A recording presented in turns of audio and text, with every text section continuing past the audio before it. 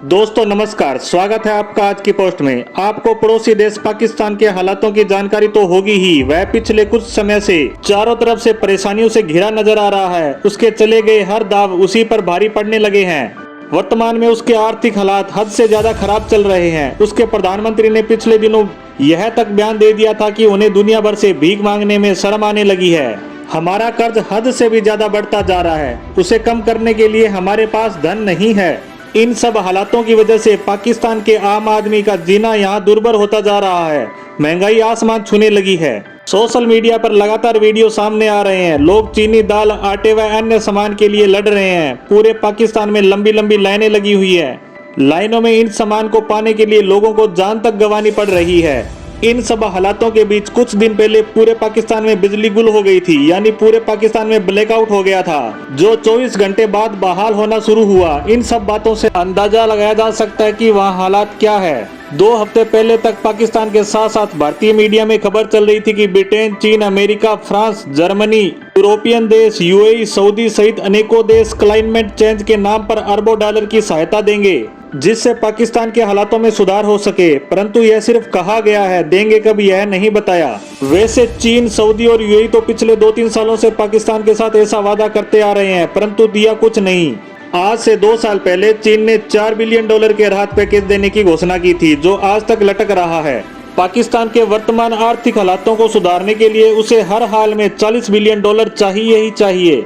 ये देश मिलकर दे भी देंगे तो $3 से $4 बिलियन, और मान भी लें ये $4 बिलियन पाकिस्तान को आज ही मिल जाए तो भी उसके हालात में ज्यादा फर्क नहीं पड़ने वाला।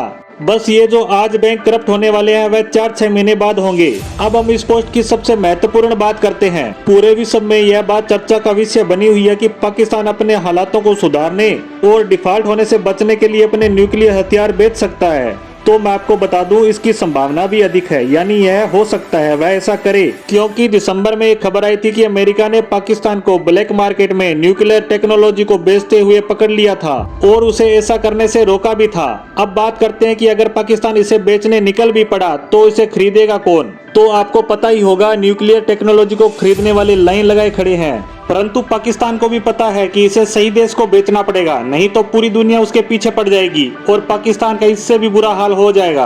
अब बात करें वह कौन सा देश है जो इसे ले सकता है, तो वह है सऊदी अरेबिया, और इसका कारण है ईरान, जो आपको पता ही होगा परमाणु हथियार बनाने के करीब चल रहा है। ऐसी खबरें विदेशी मीडिया में छाई रहती हैं। ईरान के सबसे बड़े दुश्मनों में एक है सऊदी अरेबिया व दूसरा है इजराइल। यहाँ इजराइल के पास पहले से परमाणु हथियार है, जबकि सऊदी अरेबिया के पास नहीं है। परिस्थितियों को देखते हुए जरूरत भी उसे ज्यादा है, तो वह चाहेगा ही कि ये हथियार उसे मिले।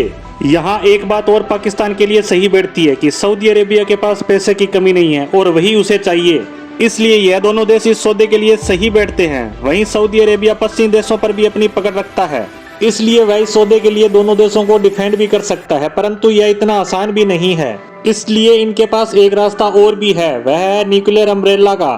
मतलब इसमें पाकिस्तान अपनी परमाणु मिसाइलें सऊदी में तैनात करके उसे न्यूक्लियर प्रोटेक्शन दे सकता है। इससे भी दोनों देशों का काम चल जाएगा। अब आप कह सकते हैं इसके लिए वह अमेरिका के पास भी जा सकता है। तो मैं आपको बता दूं, अब सऊदी और अमेरिका के संबंध वैसे नहीं है जो पहले हुआ करते थे। बाकी सऊदी अरेबिया पाकिस्तान को पिंजरे की तोते की तरह मानता है। यह सब दिखाने के लिए होगा कि परमाणु मिसाइलें पाकिस्तान की पावर में है, परंतु वास्तव में इसका कंट्रोल सऊदी के पास ही होगा। अब देखते हैं इस पर आगे क्या होने वाला है, परंतु जो भी होगा इस पर हम नजर बनाए रखेंगे। तो इसी के साथ आज की पोस्ट को यहीं विराम देते हैं। धन्यवाद।